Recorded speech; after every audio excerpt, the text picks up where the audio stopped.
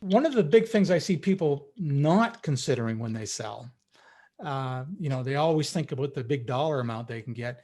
They don't stop and consider all the costs that are involved. Lots of times, especially if you go through brokers and other professionals, you're going to have lawyers and accountants, and you can spend tens of thousands of dollars on lawyers and accountants really quick, just getting your business ready to deal with the due diligence and all this sort of thing. Then if you get brokerage fees, so you can have 8 to 10% easily in fees on what you're going to pay for a transaction. And then, you can have some personal fees if you guys, holding companies or family trusts or whatever. You can have other fees involved with setting up all that and to save taxes.